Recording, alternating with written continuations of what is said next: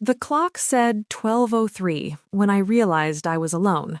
Not the quiet alone that settles gently after a long day, but the kind that presses against your ears until you can hear your own heartbeat, loud and uncertain, asking questions you aren't ready to answer. I was still in my wedding dress, the silk heavy against my legs, the lace at my shoulders itching where my skin had grown warm from waiting. The room smelled like roses and hairspray and something faintly metallic, like keys rubbed together in a nervous hand. That was when I heard the sound. A door somewhere below. Not slammed, not rushed, just opened. Then voices, low, careful, as if whoever made them didn't want to wake the night. I remember thinking, this isn't how the first night of a marriage is supposed to sound. Earlier that evening, he had kissed my forehead and said he'd be right back. 10 minutes, he told me, smiling the way he always did when he wanted me to trust him without questions. I forgot something in the car. I believed him. Of course I did. Brides believe many things on their wedding night. So I sat on the edge of the bed, counting the seconds between the tick of the clock and the distant hum of traffic. 10 minutes turned into 20, 20 into 40. I loosened the pins from my hair one by one, placing them neatly on the dresser as if order could calm the unease rising in my chest. When the clock crossed midnight, the house changed its sound. It grew too still, like it was holding its breath. And then I heard footsteps. Not his. I knew his walk. Soft heels, a slight drag on the right foot when he was tired. These steps were lighter, paired. 2 sets, maybe, 3. They moved through the living room below with purpose, not hesitation. Someone laughed, quickly, then stopped themselves. I stood up so fast my knees trembled. The mirror caught my reflection. Eyes darkened by mascara, lips still painted the color he'd chosen. A woman halfway between a bride and a stranger. That was the moment something inside me whispered, "Pay attention." Before that night, my life had been steady in the way a long road is steady, uneventful but dependable, stretching forward with the promise that if you kept walking, you'd arrive somewhere safe. I was 36 years old enough to have loved and lost, young enough to still believe in new beginnings. I worked as a patient coordinator at a small clinic downtown, a job that taught me to listen more than I spoke. People tell you things when you give them quiet and time. He came into my life slowly. We met at a charity dinner my cousin dragged me to, both of us standing awkwardly near the dessert table, pretending not to notice the speeches running long. He had kind eyes and a voice that didn't hurry.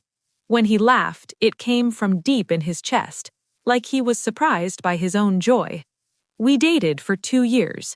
Long walks, late dinners, conversations that stretched past midnight. He told me about his family, close-knit, opinionated, loyal to a fault. I told him about my mother, gone too soon, and how sometimes I still set an extra plate at the table without realizing it. He listened. He always listened. When he proposed, it wasn't flashy. No crowd, no kneeling in a restaurant. He asked me one evening in our kitchen, hands trembling as he held out a simple ring.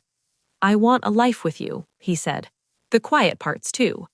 I said yes, because I believed him. The wedding itself was beautiful in a modest way.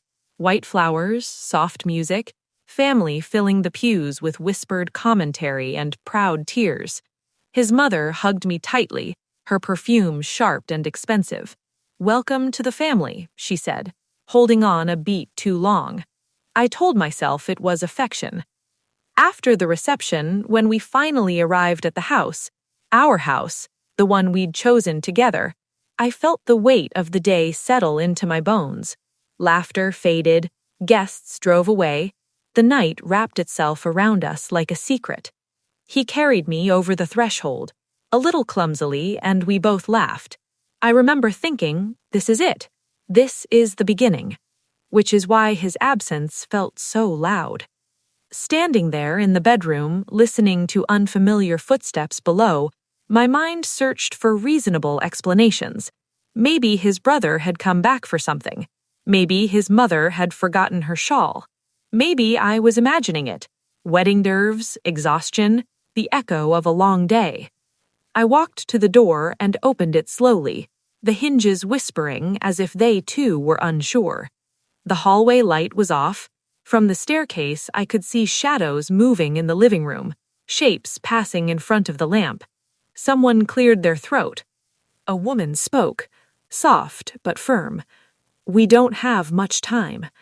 My heart dropped in a way I can only describe as physical, like something had slipped loose inside my chest and fallen. I called his name once, quietly, testing the air. No answer. The voices stopped. The house seemed to freeze around them, around me. Then hurried murmurs, the sound of drawers opening, paper rustling, the unmistakable clink of keys. I didn't go downstairs, not yet. I leaned against the wall, my palm flat against the cool paint, trying to steady my breath. In that moment, I understood how people can know something is wrong long before they understand what it is. Knowledge doesn't always arrive with clarity. Sometimes it comes as a weight, pressing down, asking only that you don't ignore it. When the front door closed, softly, deliberately, I finally moved. I walked down the stairs, alone, my dress brushing each step like it was counting them for me. The living room looked disturbed in small ways.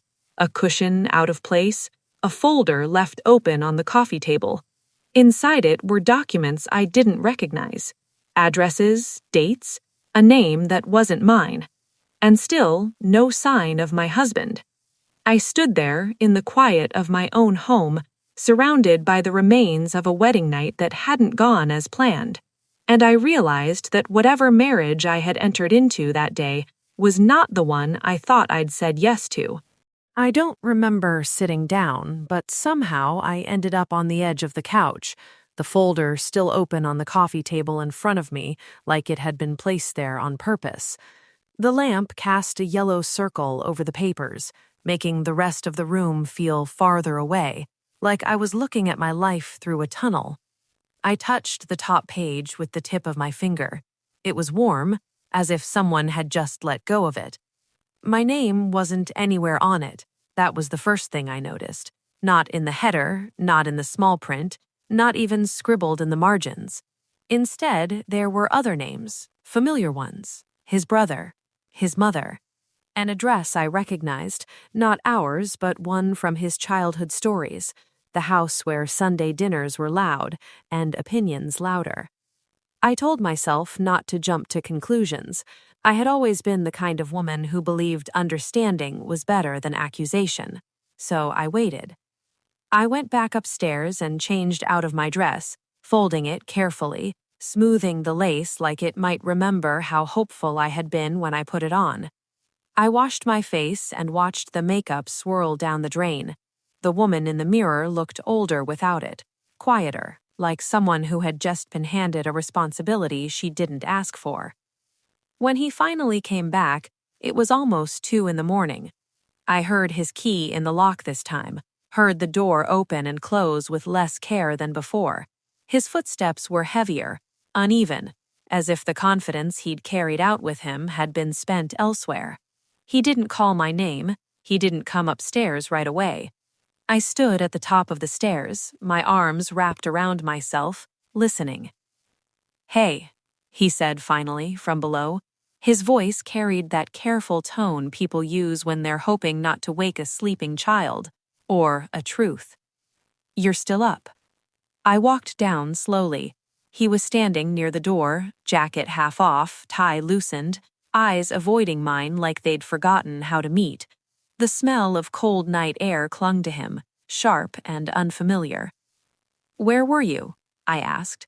It wasn't loud, it wasn't angry, it was just a question, the kind you expect an answer to. He rubbed the back of his neck and exhaled. "Something came up, family stuff." I nodded once. "At midnight, on our wedding night?"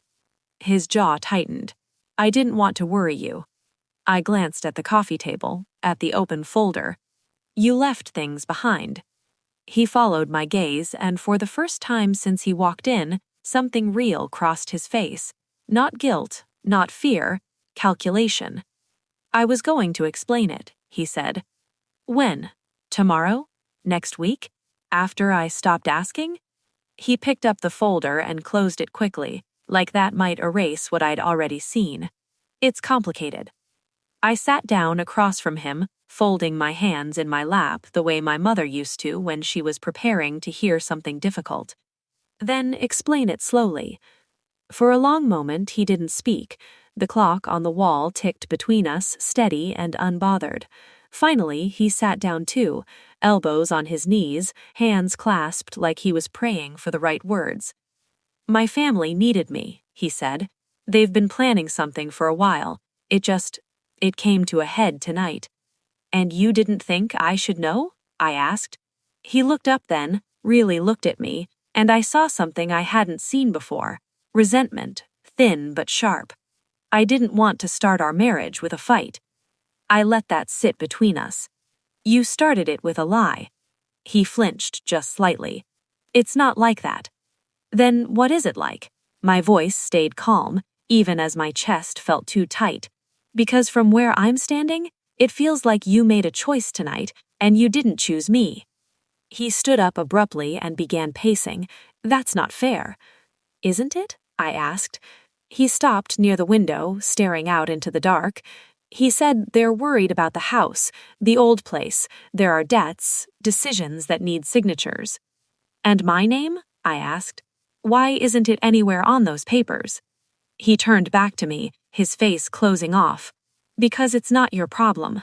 The words landed heavier than he seemed to expect. I felt something shift inside me. Not break, exactly, but settle into a new shape. I'm your wife, I said. If it affects our life, it is my problem. He sighed, running his hand through his hair. I just need some time. For what? I asked. To handle things. I thought of the voices I'd heard, the woman's firm tone, the way the house had felt crowded with secrets. Who was here tonight? I asked. His eyes flicked away again. My mom, my brother. And the woman? I pressed. He hesitated. That pause told me more than any confession could have. My sister-in-law, he said finally. I stood up then, slowly, carefully, like I was standing on ice. They were all here, I said, in our home, on our wedding night, and you didn't think to tell me. They didn't want to bother you, he said, defensive now. They think you've been through enough. Something cold crept into my voice. They don't know me well enough to decide what I can handle. He opened his mouth, then closed it. For the first time, he looked tired, worn, smaller. I need to sleep, he said.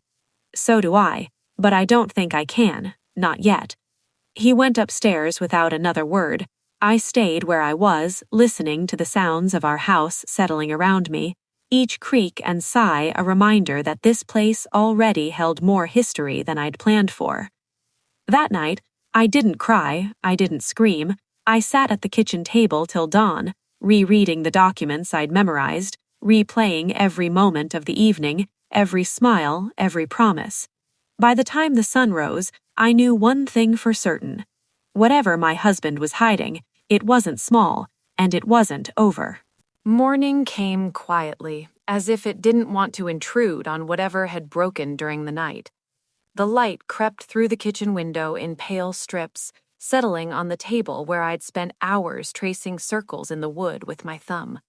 My coffee had gone cold, untouched.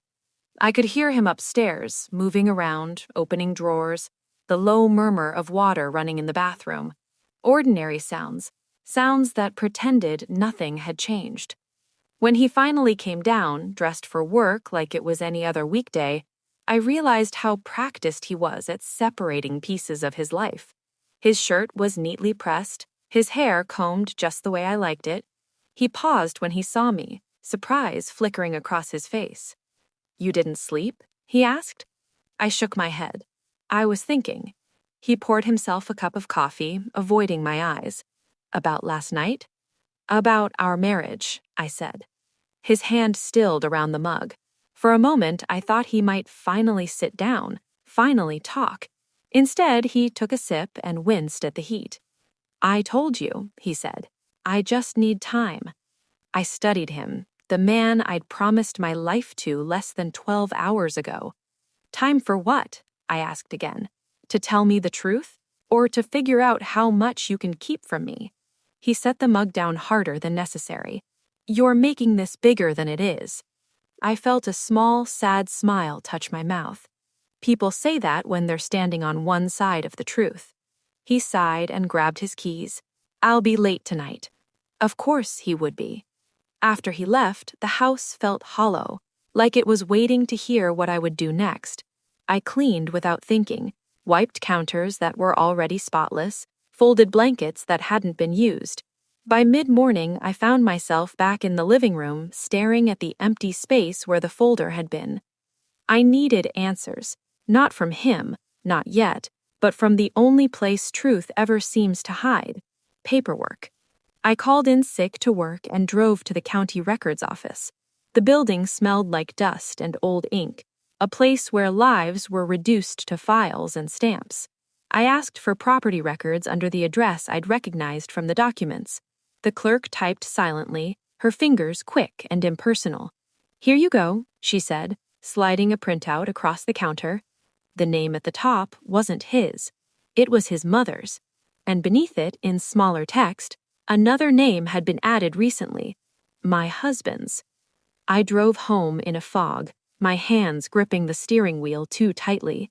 The house I'd moved into after the wedding suddenly felt less like a shared dream and more like a carefully arranged waiting room. When I arrived, I noticed something I hadn't before: a stack of unopened mail addressed to him, tucked neatly into a drawer. Bills, notices, final warnings. That evening, his mother called. I stared at the phone until it stopped ringing, then called her back. "Sweetheart," she said, her voice warm but strained. "I was hoping you'd reach out." I closed my eyes. I didn't know I was supposed to. She laughed softly. "Oh, I'm sure this is all a bit much. Weddings can be overwhelming." "So can secrets," I replied. There was a pause. Then, carefully, "He didn't tell you?" "No," I said. "He didn't." Another pause, heavier this time. "Well," she said slowly, "I suppose it's time you understood how things work in this family." We met the next afternoon at her house, the same one from the records. It smelled like lemon polish and history. Photographs lined the walls, generations smiling back at me, all of them connected by blood and expectation. She sat across from me at the dining table, hands folded. "That house," she said, nodding toward the window, "has been in our family for decades. We can't lose it." "And how does that involve me?" I asked. She met my gaze. "You're his wife now, which means you're part of the solution." It came out in pieces then: debts tied to old business ventures, loans taken out in quiet desperation, a plan to refinance, using assets, our assets, my salary, my credit. "They wanted him married," she said, as if stating a fact of weather. "Stability helps. Banks like it." The room felt too small. "So our wedding," my voice faltered, "it wasn't just about us." She didn't deny it. "We love him," she said, "and now we love you too." I stood up, my chair scraping loudly against the floor. "You love what I can provide," I said. "There's a difference." When I confronted him that night, there was no pretending left. He admitted everything, his words tumbling over each other, assurances, apologies, explanations that came too late. "I was going to tell you," he said, "after things settled."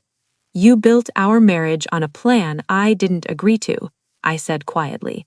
"That's not protection, that's betrayal." He reached for me, but I stepped back. That was the moment I understood. Love doesn't disappear all at once. It thins, it stretches, and then one day you realize it can't carry the weight you've placed on it. That night, we slept in the same house, but on opposite sides of an invisible line. He stayed in the bedroom, I took the guest room, lying on unfamiliar sheets that smelled faintly of lavender and dust. The ceiling fan ticked softly, uneven, like it had its own opinion about what was happening. I stared at the dark, my hands folded over my stomach, trying to breathe through the ache that had settled there. I wasn't just angry. Anger would have been easier. I was grieving a future that had been presented to me like a gift and then quietly exchanged for something else when I wasn't looking. In the days that followed, I moved through my life as if I were carrying something fragile inside me. At work, I smiled when patients thanked me, nodded when my supervisor asked if everything was okay. At home, I spoke carefully, choosing words that wouldn't turn into weapons. He tried, he really did. He cooked dinners, he asked questions, he touched my shoulder gently, like I might shatter if he pressed too hard. But every kindness felt like it came with an unspoken, "Now do you understand why I had to do it?" One evening, I sat at the kitchen table with a notebook and a calculator. I added numbers slowly, deliberately. My income, my savings, my credit score, something I'd worked hard to protect after my mother died and left me nothing but hospital bills and lessons. The picture that formed made my chest tighten. This wasn't just about trust, it was about survival. When he came home that night, I asked him to sit with me. He looked relieved, like maybe this was the conversation that would finally smooth things over. "I spoke to a lawyer today," I said. The relief vanished. "A lawyer?" he repeated. "Why would you—" "To understand my options," I said calmly. "That's all." He leaned back, crossing his arms. "You're overreacting." I looked at him steadily. "You planned to tie my financial future to debts I didn't create, without my consent. That's not a misunderstanding, that's a breach." His voice rose despite himself. "They're my family. And I'm your wife. Or at least I thought I was." He stood up and began pacing again, the same path he'd worn into the carpet during our first argument. "What do you want from me?" I closed the notebook. "I want honesty. I want boundaries. And I want to know that when you say we, you actually mean me." He stopped pacing. For a moment, he looked lost. "If I say no to them," he said quietly, "they lose the house." I nodded. "And if you say yes to them, you lose me." The silence that followed was thick, heavy with years of obligation and a marriage barely days old. Finally, he sat back down, his shoulders slumping. "I didn't think it would come to this," he said. "Neither did I replied. The next week, his family gathered again, this time openly, around our dining table. His mother, his brother, his sister-in-law. They spoke in measured tones, like people used to being listened to. I sat at the head of the table, my hands folded, listening. They talked about sacrifices, about loyalty, about how families survive by pulling together. When it was my turn, I didn't raise my voice, I didn't accuse, I simply told them what I would not do. I will not sign anything, I will not tie my credit or income to debts I didn't agree to, and I will not be pressured into decisions that affect my future without my consent. His mother's lips tightened. "Marriage requires compromise." "So does respect," I said. His brother scoffed. "You knew what you were marrying into." I met his gaze. "No," I said. "I knew what I was told." The room grew quiet. My husband stared at the table, his hands clenched. When they left, his mother hugged him tightly and barely touched me. The message was clear. That night, he told me they'd stopped calling, that they felt betrayed. "I guess now you know how I feel," I said gently. He looked at me, something like regret softening his features. "I don't want to lose you." "Then choose differently," I said. The decision didn't come all at once. It came in pieces, arguments that ended in exhaustion, conversations that circled the same truths, long silences where we both wondered if love was enough to bridge the gap between loyalty and integrity. In the end, it was the smallest thing that settled it. One morning, I found an email open on his laptop, not hidden, not protected, a draft he hadn't sent yet, to the bank. It asked about refinancing options. It listed assets. Mine. I closed the laptop carefully and sat down. When he came into the room, I handed him his keys. "I'm leaving," I said. He froze. "For how long?" "I don't know," I answered honestly, "but I know I can't stay and wait to be convinced that this is normal." I packed a suitcase that afternoon, just essentials, clothes, documents, photographs I wasn't ready to let go of. He watched from the doorway, silent, like someone witnessing a slow, inevitable tide. "I never meant to hurt you," he said. "I believe you," I replied. "But intention doesn't erase impact." When I drove away, the house looked smaller in the rearview mirror, less like a promise, more like a lesson. I moved into a short-term rental on the other side of town, a quiet place with white walls and windows that looked out onto a narrow strip of trees. It wasn't home, but it was mine. The first night there, I slept with the windows cracked open, listening to the unfamiliar sounds of a different neighborhood. Distant sirens, a barking dog, someone laughing on a balcony nearby. The world, it seemed, went on whether my marriage did or not. In the mornings, I made coffee and sat at the small kitchen table, letting the steam warm my face. I wrote lists, practical ones at first, things to buy, appointments to schedule, but soon more personal ones appeared. What I needed, what I deserved, what I was no longer willing to excuse. He called every day for the first week. Sometimes he apologized, sometimes he explained. Sometimes he was quiet, just breathing on the other end of the line, like he was afraid I might disappear if he spoke too loudly. I listened more than I talked. "I told them no," he said one evening. "I really did." "I know," I replied. "How can you know?" he asked. "Because if you hadn't," I said gently, "they'd be calling me." That was when I understood the shape of his conflict. He was a good man raised inside a system that taught him love meant obligation, even when it crossed lines. But understanding something doesn't mean you have to live inside it. The public part of our separation came quietly. A few family members asked careful questions. Friends chose sides without meaning to. At work, I wore my ring until one day I didn't. No announcement, just absence. His mother called once. Her tone was different now, less commanding, more brittle. "You've caused a lot of pain," she said. "So have you," I replied. "The difference is I'm willing to look at mine." She didn't call again. The lawyer helped me untangle what had already been tied. It took time, signatures, patience. Each step felt like reclaiming a piece of myself I hadn't realized I'd handed over. When the paperwork was done, I cried not of sadness, but relief. Months passed.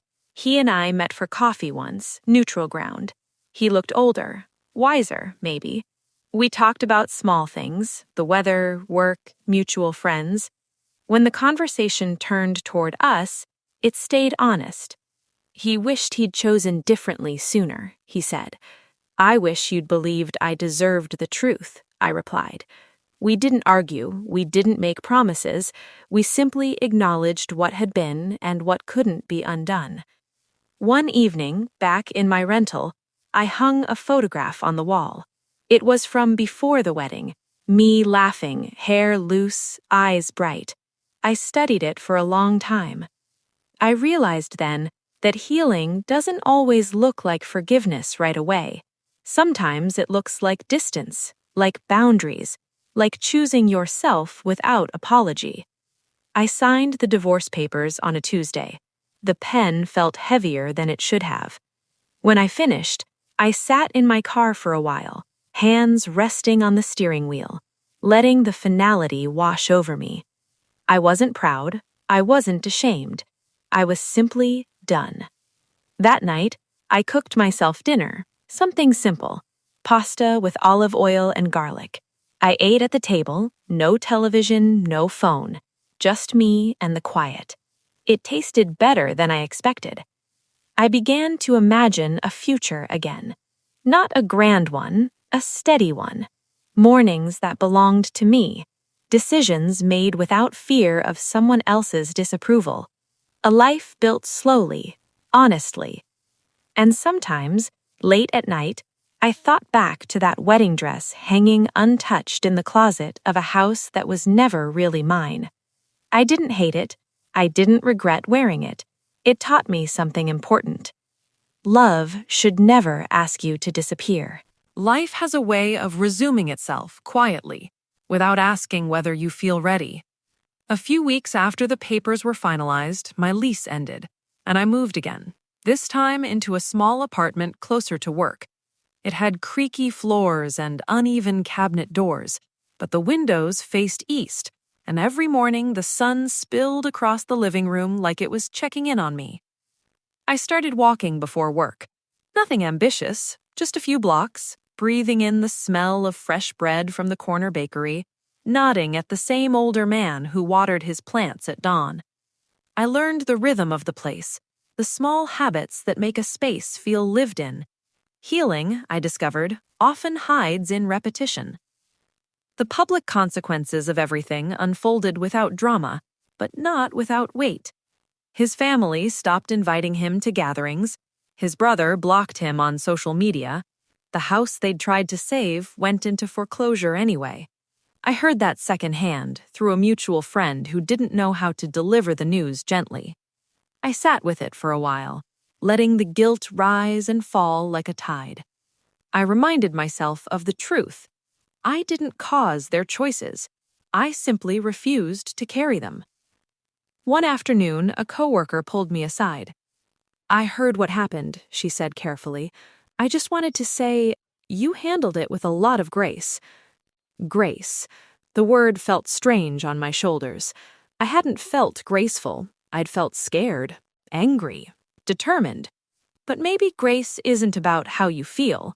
Maybe it's about what you do anyway. He reached out again near the holidays. A short message. No explanations. Just, "I hope you're well." I typed and erased several responses before settling on something simple. "I am. I hope you are too." And I meant it. As winter settled in, I volunteered at a local community center on weekends, helping organize donation drives and tutoring kids who needed extra help with reading. There was something grounding about sitting across from a child struggling over a sentence, celebrating the small victory of getting through it together. It reminded me that progress doesn't need to be dramatic to matter. One evening, after a long day, I stood in my kitchen washing dishes, listening to the radio hum softly. My phone buzzed on the counter, a number I didn't recognize. "Hello?" I answered.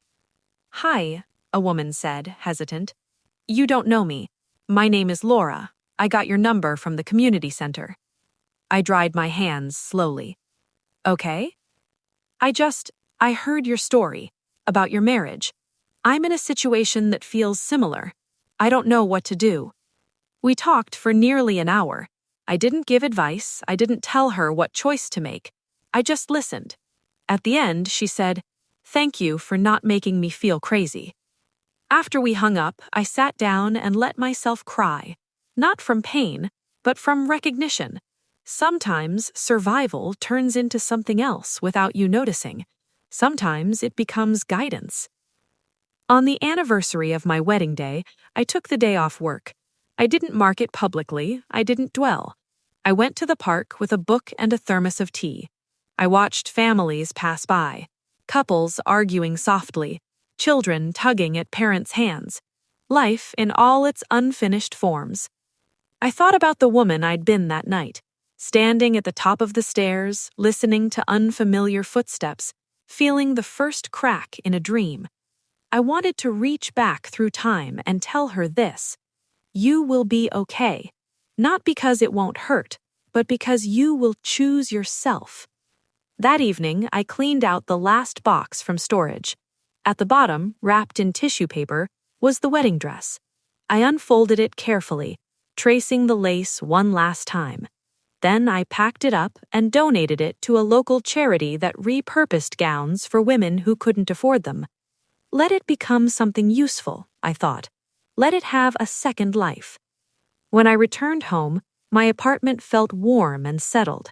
I made soup and let it simmer, filling the space with the smell of onions and thyme.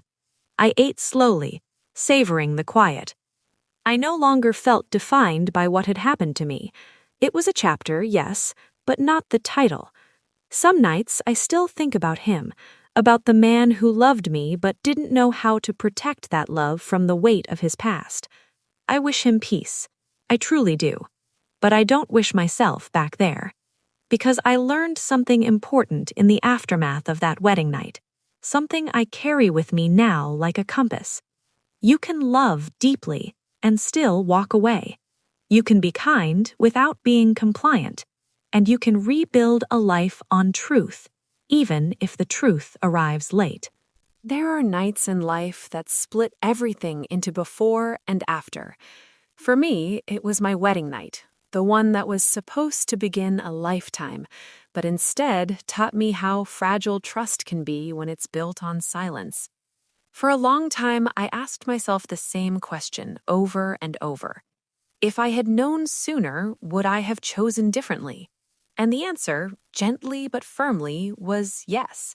Not because I stopped loving him overnight, not because I wanted revenge or validation, but because love, real love, does not ask you to carry secrets that aren't yours, debts you didn't create, or futures you didn't consent to. Walking away didn't make me strong all at once. It made me lonely first, then unsure, then slowly, steadily, whole again. I learned that dignity is quiet. It doesn't shout, it doesn't prove. It simply refuses to disappear. If you're listening to my story tonight and you're standing at the edge of a choice you never expected to make, please know this. You are not selfish for choosing honesty. You are not cruel for choosing yourself. And you are not broken because something beautiful ended sooner than planned. Sometimes the bravest love story is the one where you save your own life. So I want to ask you, softly, honestly, if you were in my place, would you have stayed or would you have walked away? Tell me in the comments. Your story might be the one someone else needs to hear. And if stories like this speak to your heart, please consider subscribing and supporting this channel. You're not alone here.